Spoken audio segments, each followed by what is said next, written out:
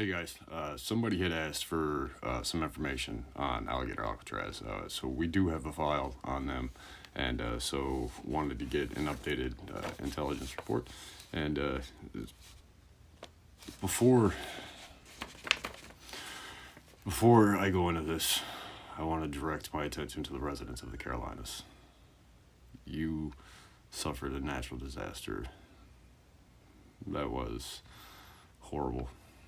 Uh, the the toll was tremendous, and I am sorry. In a time where trusted people were meant to help you, they failed you. But in that time, I want you to remember the ones around you in your community that helped you, the ones around you that you may not have known, but that came out of seemingly everywhere on their own time to help. That community is still there. We are still here. And I want to apologize that you were failed in a large way. Now, with that being said, I'll get back to this, and I do want to caveat on one other thing. This goes beyond red or blue. The people of the Carolinas were both human, supporters on both sides. I don't care about that. I care that they were human beings, and we failed them. With this, I would like to say that this subject is the emergency detention facility operation Alligator Alcatraz. The location is Dade Collier Training Transition Airport in Florida Everglades. The coordinates redacted on this, but you can Google map it. The summary: Alligator Alcatraz is a code name for an emergent detention compound constructed by federal and state authorities in the Florida Everglades. The site, formerly an abandoned airstrip and Big Cypress National Preserve, is now being rapidly converted to house undocumented migrants and immigrants detained under the Trump administration expanded ICE authority. Section 1, Facility Overview. Emergency Migrant Detention Center. Site, Dade Collier Training Airport, Everglades, Florida. Size, 39 square miles of remote wilderness. Capacity, 1,000 beds initially. Projected to expand to 5,000 by July 10th. I want you to remember that date, July 10th. That's just in a couple of weeks. The layout is a tent-based infrastructure, mobile sanitation, field kitchens. Now, I'm from Florida, and I love the Glades, love Alligator Alley. I mean, I know it like the back of my hands, and I can tell you that mobile sanitization, well, that's going to be difficult, and I can tell you that a field kitchen, that's going to be very difficult. I can tell you the swamp is fun. Now the layout, tent-based infrastructure, mobile sanitization, field kitchens, and water treatment trailers. Perimeter security, natural deterrents including alligator-infested terrain, low barrier fencing, and state trooper patrols, air surveillance as well. Activation date, construction commenced June 24th, 2025. 2 days ago, it commenced. Projected at 5,000 capacity by July 10th. The original was 1,000. So in less than 2 weeks' time, they will 5 times. Activation date, June 24th. 2, contracting entities. Subject A, Logistic Events Corp., Miami, Florida.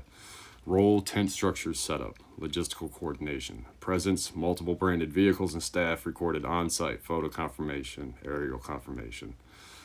SAM.gov match and unlocated suggests state-level emergency hire. Affiliation, they have no prior federal contracts were found at this time. Investigation ongoing. B, U.S. tent rental. Role, shelter hardware provider. Vehicles were confirmed on camera at site June 25th, and today, this morning, June 26. Status not listed on federal award registries, possible subcontractor under state federal rapid response. Funding source, program, FEMA, Shelters and Services Program. The budget of $400 million a year were allocated from DHS and FEMA release. The oversight will be USDHS, Field Ops, Florida Department of Emergency Management. Now I want you to notice that this one, unlike the one in Michigan, will have oversight under U.S. Department of Homeland Security. The one in Michigan will not. That will be oversighted by ICE. 3. Authorization and oversight. The approval came from Governor Ron DeSantis using emergency powers under EO 25198B. Legal status, bypass bid laws under emergency construction provisions. Environmental status, NEPA waiver is pending. Waive the EPA. Site located near tribal sacred lands. Legal challenges filed by Miccosukee and Seminole tribal leaders and Sierra Club. I apologize if I pronounced that first one wrong. Strategic purpose. I'm sorry, I apologize. Section 4, strategic purpose. The facility is designed to serve as a domestic exclusion zone, resembling World War II era internment camps. Purposely isolated, infrastructure not designed for long-term habitation.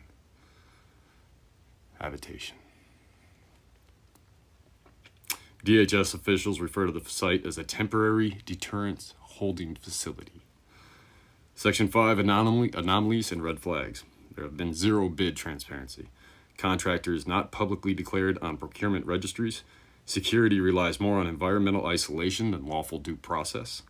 Construction launched within 72 hours of announcement beyond normal mobilization standards. Civilian overflights restricted, and the press has been barred entry. But that does not mean we do not know things. And I'm not the press, I am just giving facts. Section 6, current status, tent rows nearly complete as of June 26. Toilet, water tanks, and mobile power visible in drone imagery. First detainee transfer is scheduled within 14 days. The first person is going to hit these tents in 14 days. In 14 days. I want you to understand how horrible that condition will be in a tent in the Everglades in the summer in 14 days. And I want you to tell me that that is humanity.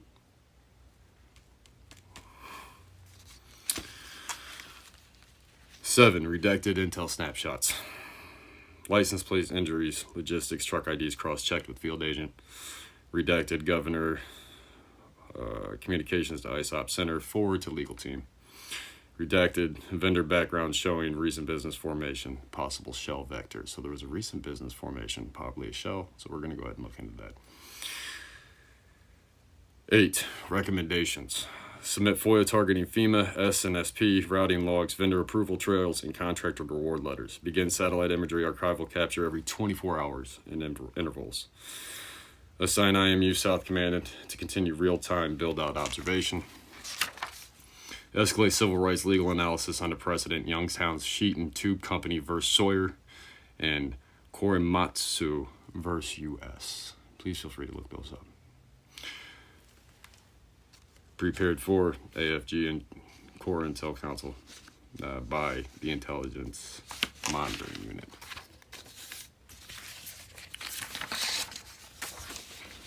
I'm so sorry. I will do a part 2 on this. And the part 2 is to essentially say we didn't pay North Carolina any FEMA money or South Carolinas because they had already spent it on this. That this was planned before. Back when the hurricanes and the tragedy. They already knew. They choose social cleansing over social empathy. Stay free.